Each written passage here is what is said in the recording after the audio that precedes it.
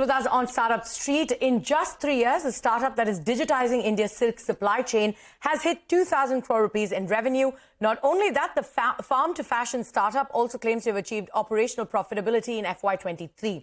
Now, the startup we're talking about is ReshaMandi, and my colleague Akhil Vishwanath brings you the story of the textile tech startup. Take a look. Every product has a humble beginning. In the case of a silk saree, it begins in a cocoon. But that's where the problem starts. In the traditional supply chain, every batch of silk fiber passes through 15 to 20 middlemen, from the gates of a sericulture farm, through yarns and weaving machines, until it reaches the retailer as a finished product. This leads to price disparity, poor quality, and persistent delays. But solving this problem for India, the world's second largest silk producer is ReshaMandi. The farm-to-fashion startup is digitizing and streamlining India's $150 billion natural fiber supply chain.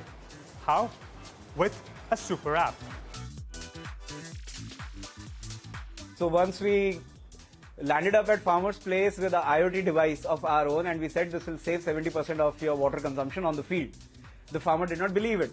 But eventually they saw the benefits of these IoTs, the water reduction happened, the quality of mulberry was same, all those things, and then they latched on to the technology that we were providing them. Similarly, if I have to go up the value chain, if I go to weavers, we went to them and told them, your catalog can be automated. You don't need to send it on WhatsApp. You lay a sari, you click photos, and then you send it on WhatsApp. Don't do that. What we'll do is you lay the sari, you click a photo, we will drape it automatically using AI. Initially, they were apprehensive about it, how it will look, how it will not look. Now the pallu looks right and everything looks proper, and they are astonished by it. Now, if I go to the last leg of my value chain where retailers are there, so earlier we used to tell them, you should buy pink, you should buy pastels, Chandni Chowk mein yahi bik raha hai, South X mein yahi chal rahe hain colors. They did not used to believe it. Now, when that dissemination of forecast and trends with all the data backing they see on the app, and who near their shop is buying similar colors and increasing their revenue, and they are getting left behind, they get latched on.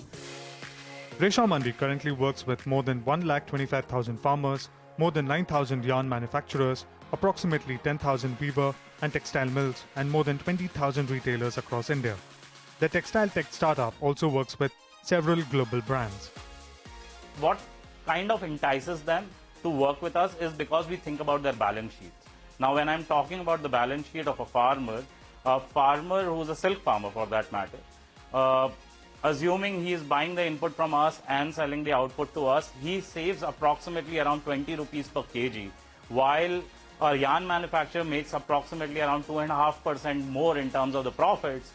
At the end, when it goes to the retailer, he makes and there are retailers, and I can give you examples of these retailers who have seen a 1.5x increase in their revenues and turnovers, and more than that. In our case, we make a margin in any of the transactions. So it could be the input that we sell to a farmer, it could be the output that we buy from the farmer and finally sell it to a yarn manufacturer, or a sari that moves from Banarasi weaver to finally a Delhi retailer. Again, there is a margin that we kind of make in each of these different transactions that happen. Apart from this, when we are looking at supporting them through finances, basically in collaboration with our NBFC and banking partners, there is a spread that we make in terms of our interest margin as well.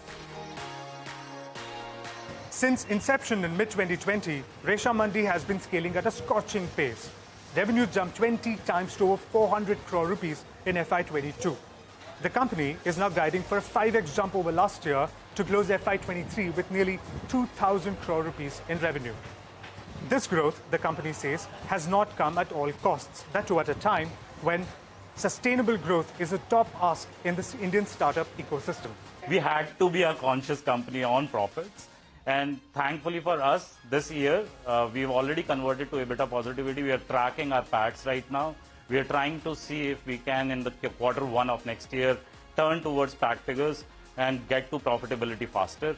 We want to be a company which, once go out in the market, and when we are exploring IPO at some point in time, we want to be a company where the retail investors have a faith in our company.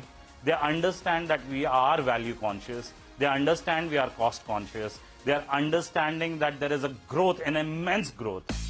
Having begun with silk, ReshaMandi is expanding into more natural fiber categories.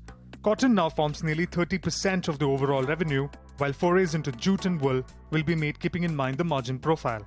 Besides stepping into new categories, ReshaMandi is also stepping out of the country's borders, taking its India model to the Middle East, North Africa and Southeast Asia. The American and European markets will be the next stop in international expansion, which is going to be a key pillar of growth for the company. Our plan is to focus on international, our private label expansion in domestic market, and expanding our financing and insurance offerings to most of our stakeholders. So I think these are the three growth pillars as we go along. Textile manufacturing is a critical sector for India's manufacturing and export ambitions. However, a look at the Index for Industrial Production tells us that textile manufacturing is yet to hit pre-COVID levels. There has been a consistent decline since March 2022. There is also competition from China, Bangladesh, Vietnam and other Southeast Asian countries to contend with. However, the government says that it is committed to double annual textile exports from $45 billion currently to $100 billion in the next 5 years. Now that requires addressing challenges to make the textile industry efficient and integrated. On that front, startups such as ReshaMandi say that they can do their bit. With camera person Gaurav Tyagi, this is Akhil Vishwanath for CNBC-TV18. All right, on that note, we're going to wrap up this edition of Startup Street from Shruti and Arundhati and me. It's a goodbye and thank you for watching, but stay with CNBC-TV18. The news and updates will continue on the other side.